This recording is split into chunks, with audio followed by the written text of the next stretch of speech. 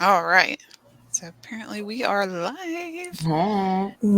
Thank you so much, Stephanie, for being here. So today I am with Stephanie, the mental wealth coach, and we are going to talk about how loneliness and anxiety affects your time management in different aspects of your life and business. Thank you so So, much for having me, Jennifer. yeah, I'm so excited. Uh, so Stephanie and I met in a group program and turned out we were accountability buddies. So it just kind of made sense the more we talked to do something like this. So I'm really excited to do this. So, starting out, tell us about your personal experience with loneliness and anxiety and how that's kind of affected your time management in general. Okay. Well, my loneliness and anxiety started before I was an entrepreneur. That was just something that I experienced in my everyday life. I would wake up in the morning and feel nervous about how to do the day. I would be in a room full of people and still feel completely alone. And so that's what really inspired me to become a mental wealth coach, prioritizing helping those with loneliness and anxiety. What I have found as a solopreneur is that anxiety and loneliness comes up in a different way. Because it doesn't necessarily just go away, right? Like it's Yeah. normal to have these feelings come up. It's what to do with them when they come up. So in my experience, loneliness comes up in two ways for me personally. So in one way for me, spiritually, because I am a spiritual coach as well, uh, it can sometimes feel lonely when you start to embark on a spiritual journey where you start to see things differently from a lot of other people.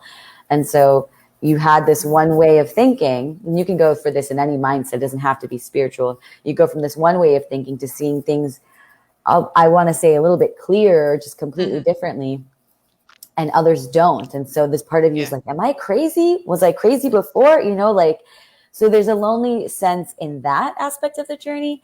And as well as the mindset of what it is to be an entrepreneur, realizing that you are this, and this goes straight into anxiety too, is that Mhm. like the results that you get are based off of the work that you put in. And I'm not just talking about like the actual grind of doing the physical work, but the internal work of okay, maybe I don't know where my next paycheck is coming from right now. And that's okay because I trust and know that something is going to work out. Like it's all going to work out. It's that tenacity, that discipline of like, that blew up in my face. Okay, but I'm going to keep going because my dreams matter to me.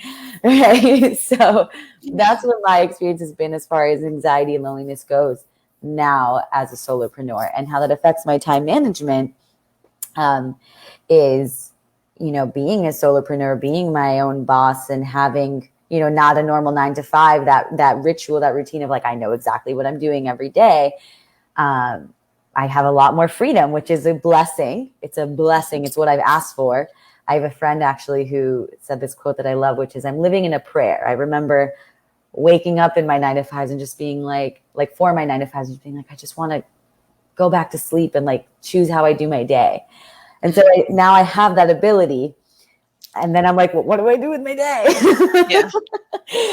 And so I'll find myself with these gaps of time where I'm like feeling a little bit guilty because I feel like I could be using my time more productively, or I could be using it to get leads or whatever it is. Or for example, I have a set schedule and I do know what I'm going to do for that day, but then I get a cancellation. And so that's like, Mhm. yay, more time. But what do I do with that time? Right. Right. So that's my experience of how time management plays into the loneliness and anxiety that can come up as an entrepreneur. Yeah. It's crazy how it shifts because we are so used to that structure Mm-hmm. being in a regular job because all those systems are already in place. And then we have to create all of that from scratch, Mm-hmm.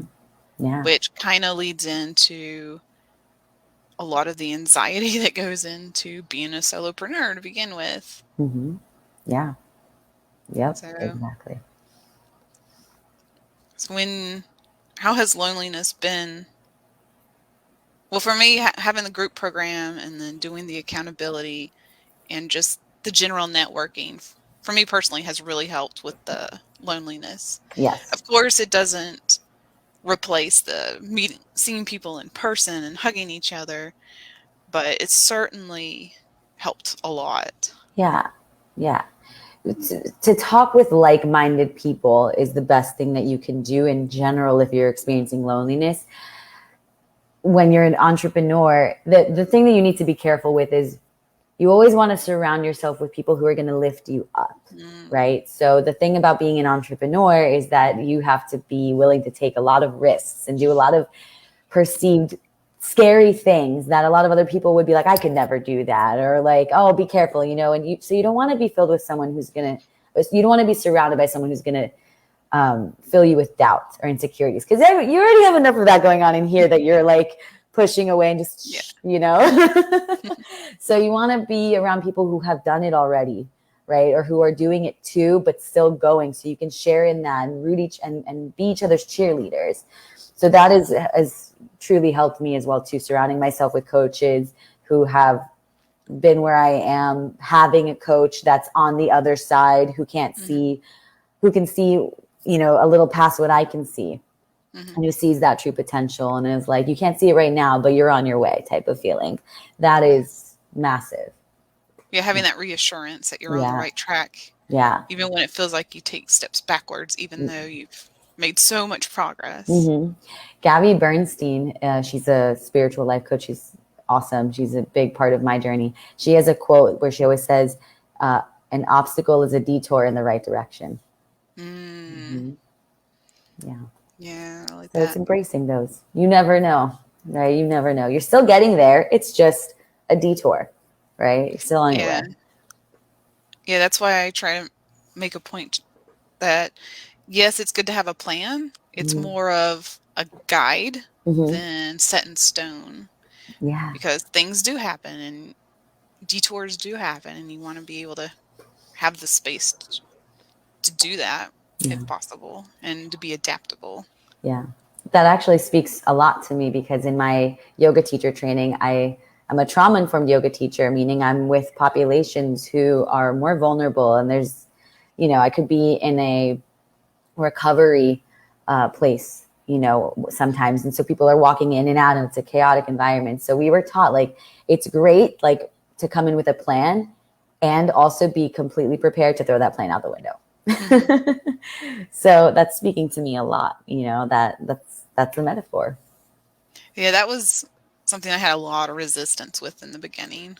That gave me a lot of anxiety Mm. with but I have this plan, I have to stick to it, and but that also made me feel restricted. Mm-hmm. So Mm-hmm. it was a matter of figuring out, especially as a solopreneur, is finding not balance. I don't like that word balance, but just creating flow and space in my calendar to allow for all of that. Yeah, And I that way love it wasn't, I mean, it was like only things that need to be scheduled are scheduled, it. and then everything else can be flexible Yeah, and still hit deadlines. yeah, So it's very, very much being with the flow and um, just being very, very adaptable in all of it. I love that And you use that. it's really helped reduce my anxiety around when things do come up and able to take those head on, that kind of stuff. Yeah, I love that you use the word flow instead of balance so much, because we even talked about this the other day, right? Yeah. I don't really want a balance in my work life because a balance is like the same, right? In order to have Hmm. balance, they need the same. I want to live more and work less, so I don't want a balance. Yeah, I and each want day is the different. yeah. So one day you might be more productive, and then Mhm. maybe the next day or so you can't get out of bed, kind of Well, thing. staying in bed could be productive. Like it's redefining what Yes. productive is for you too. Like if you need rest, that is productive. That's important. It's more like just what are you being productive towards, like your health or your business or whatever it is, and how can you be the most efficient in all of those areas of your life Yeah. with your schedule. And that's where the plan kind of comes in. That way it gives you Hmm. direction. Yeah, And so your brain isn't so scattered and it kind of focuses you in and kind of exactly. snaps you out of it. Yeah, yeah. So, f- well, we've kind of already gotten into it, but for time management specifically, um, for loneliness, guess it's just making the time to network and build those relationships because it's kind of part of the process anyway. Yeah. Got to Well, get clients somehow. yeah. And also, as an entrepreneur, we can sometimes, again, prioritize work and really dig our noses in because, again, that anxiety, like, where am I going to get my next paycheck? And so we forget to neglect the relationships that we had before, right? Like our Mm. friends, our family. And if especially if you have good relationships, you want to keep those good Oh, relationships because yes. those still matter. So that's a part of loneliness too, aside from just surrounding yourself with like-minded people, remembering that it is okay to take the time, if not prioritize the time, to be with Mhm. your loved ones still, right? Your Yeah. spouse, your children if you have any, your friends if you don't, right? And even time for yourself, right? To Oh, just yes. be alone and do nothing is so important. Yeah. Making time for nothing is very, very difficult at Yeah. first, Yeah. but And it's the only way you don't burn out. right. Kind of And have to. yeah, and it's important to enjoy your own company because that's a big part of loneliness, Hmm. right? There's a Jason Mraz song, and in one line he says, "Never lonely by myself." Hmm. Never lonely, and that's a big thing. Like that I learned in my loneliness journey is I have to learn to love myself and really enjoy my own company, so that regardless of whether or not people are around me, I don't feel alone. Yeah. Right? I don't feel lonely. I really learned a lot about that when I lived by myself a couple I years live by ago. myself. Yeah, that's how I learned too. And it was really nerve-wracking at first, Mhm. but now I miss it so much. I Like love hearing that. it's like, wow, I need like that space is what I need Yeah. sometimes on a longer term level sometimes. I'm so glad you shared that because that's what brought me into my journey. I lived alone. And so I realized because I was coming out of some codependent relationships, including when I lived alone. So once those relationships ended, I was like, oh, I feel lonely. Mm, And that just kind of, you know, I had no choice. I was by myself. I didn't have these codependent relationships anymore. Who was like gonna have a relationship yeah. with me, whether I like it or not? So I might as well like it. And I started to tell myself, I will never have this time alone with myself again, right? Because at Hmm. some point, I will be living with my boyfriend and my husband and my children, and so I'm going to cherish this time that I have to Hmm. myself as much as I can while I have it. And this will Yeah. be a special time, and I will love my not alone time once I get that too. But I will always prioritize it. Like I will always Yes. just say, like, I love you. I'm gonna go hang out by myself in a hotel for a few days or something. Yes. Yeah. So I love Yeah. that we share that. Yeah. So for okay, that's a good transition into Yeah.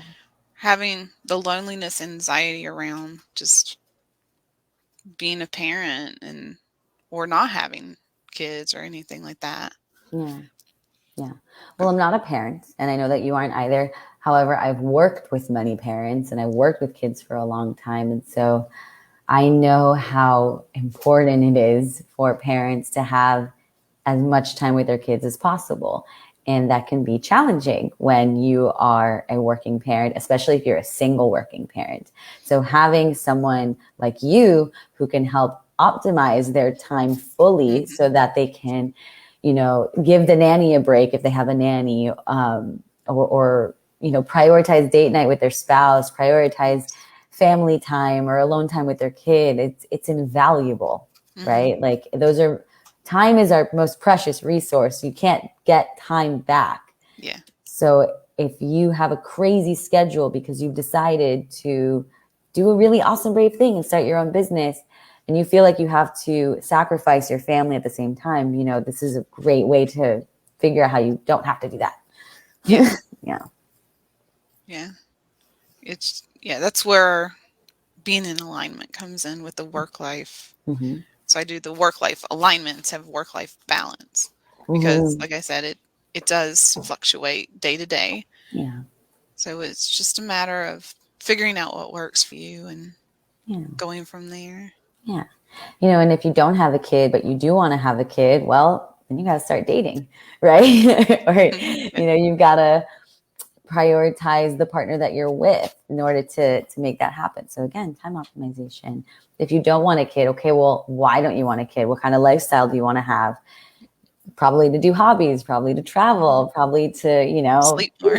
sleep more. Exactly. There you go. So everyone can use time optimization in some way, Yeah. especially someone who's starting out a business or has a business, because even if you've been in business for years, you may not be able to see they may not be able to see what you can see, where, oh, well, Mhm. if you did this, like, you could save way more time, Yeah. right? It's those fresh eyes, those non-biased third party eyes taking a look at it.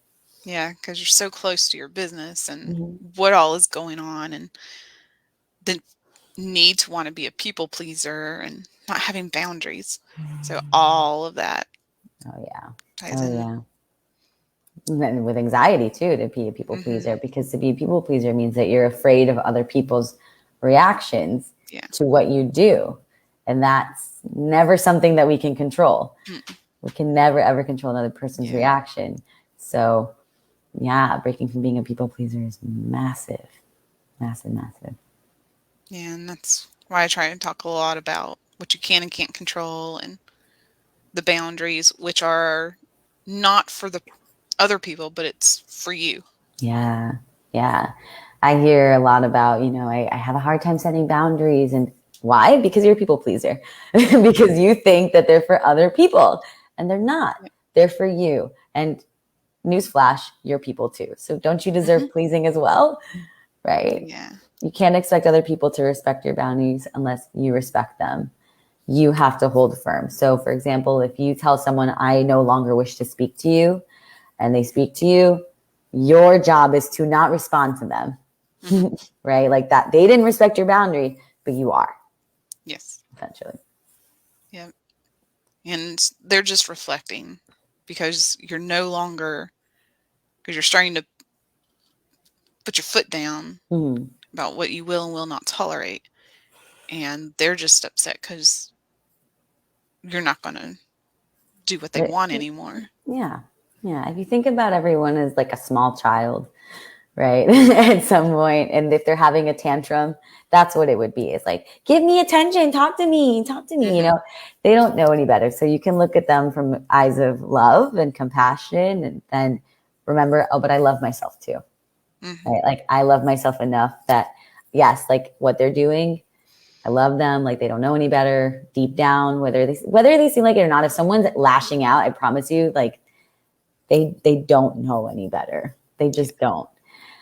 So you get to consciously decide, I do know better. I do know what I want. I love myself enough to separate myself from this because it's draining me. It doesn't make me feel good. I deserve better. Yeah. That's where the whole self awareness and the self worth really comes in. Yeah. And Yeah. then with those, then the mind shift Right. Right. And that's, mindset can change. yeah.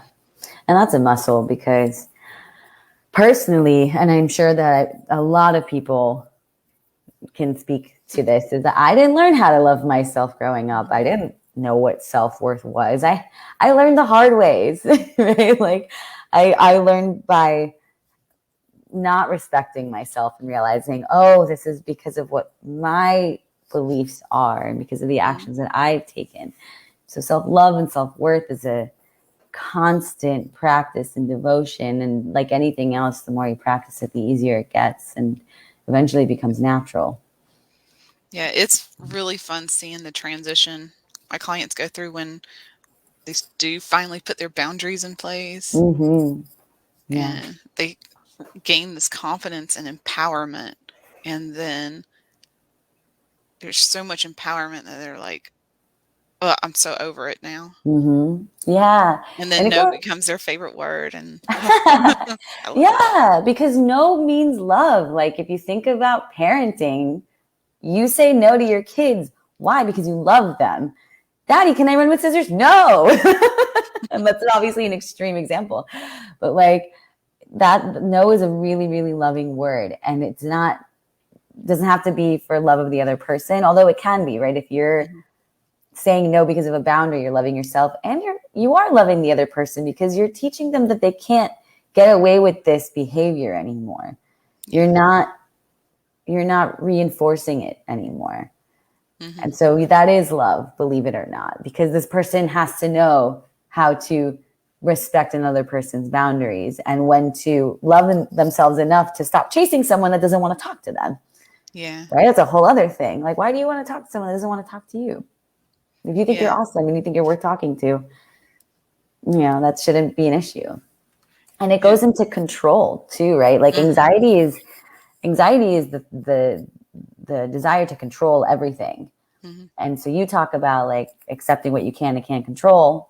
Your schedule is one of the things that you can Yes. control, right?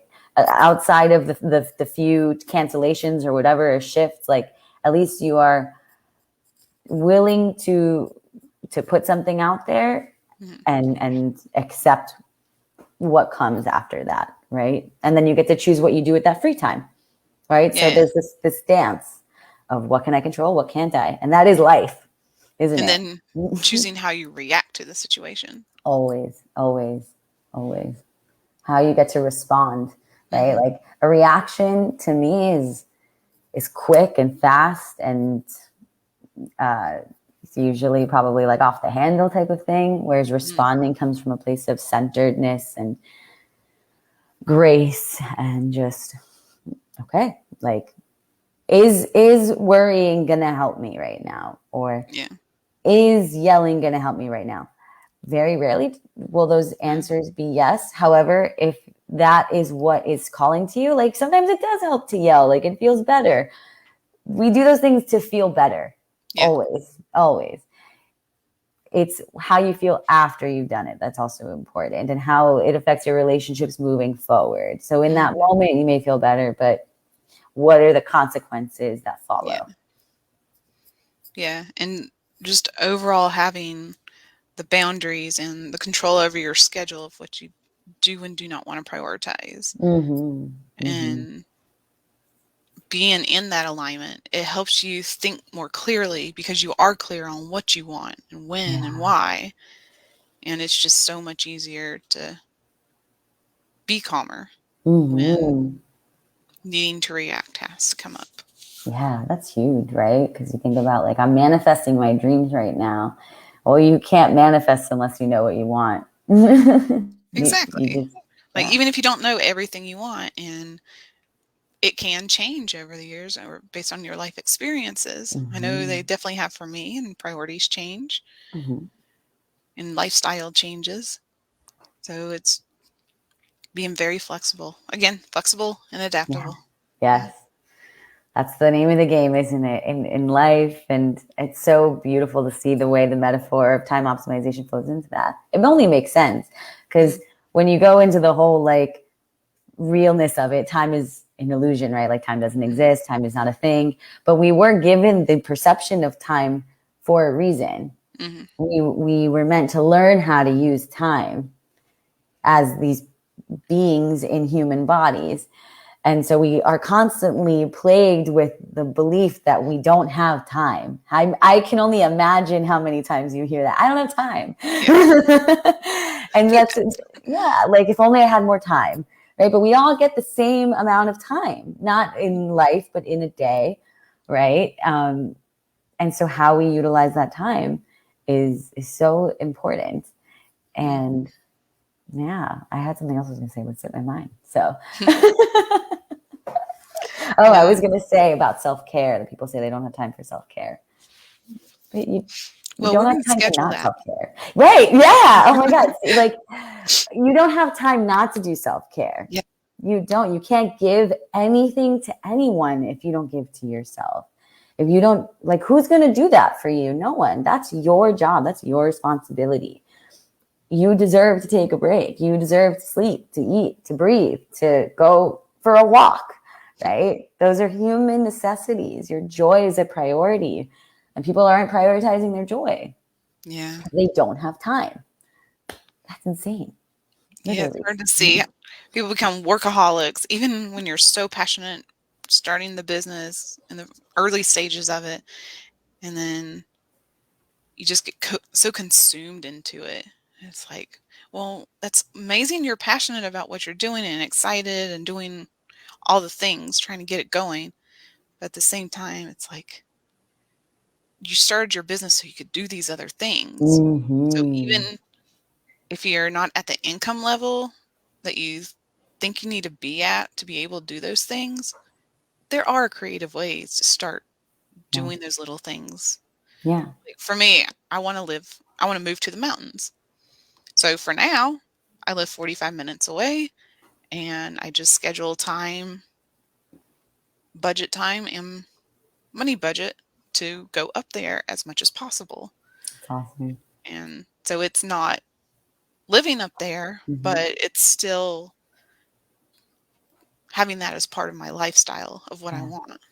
That's so powerful because when it comes to manifestation and the law of attraction, the purpose is to become the person that you want to be that can attract the things that you want. So recreating or creating the experiences as close as you can. So you want to live in the mountains. It's so brilliant that you go to the mountains as often as possible so you can consistently create the feeling of what it's like to be in those mountains. That is how you're going to create. So when you are an entrepreneur that wants to, do all these cool things, well, start doing those things now, right? Because you said I can do this when. No, do them now. And watch what happens when you start to prioritize those things, who you will become, Mm-hmm. right? Like one of my things is I want to be really good at yoga. Like I want to get a private yoga teacher for myself. I am a private yoga teacher, but I want to get one too.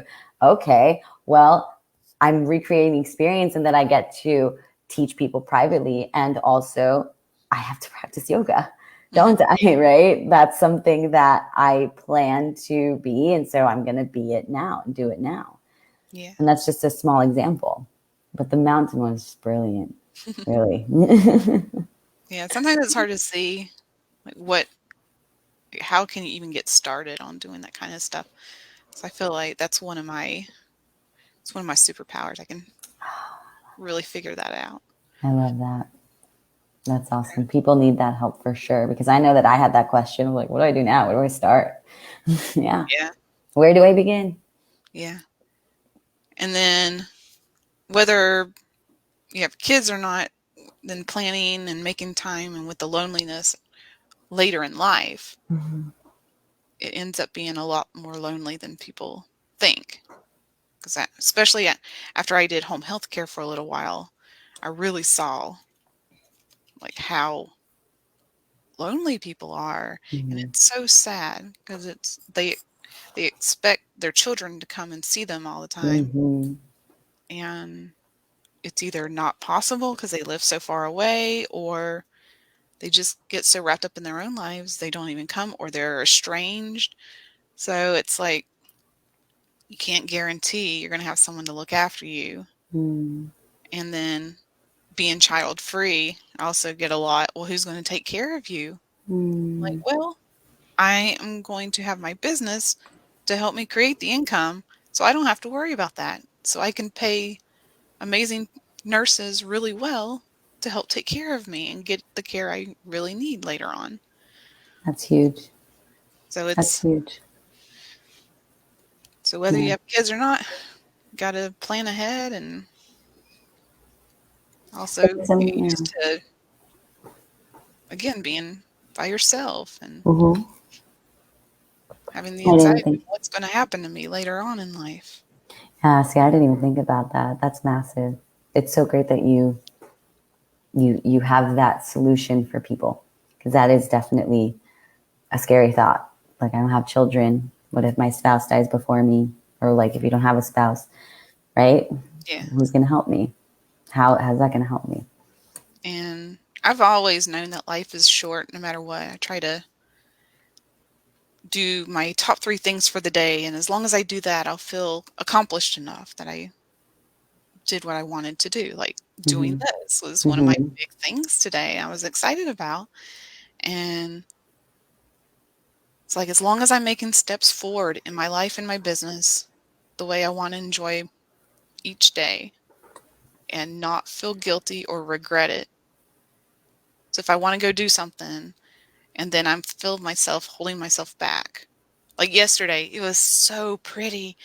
And I'm like, I really want to go outside and just go downtown and just sit and enjoy and walk around a little bit. But I also was feeling really tired after work. And I'm like, no, I know how good I feel after just sitting and being outside and not doing anything.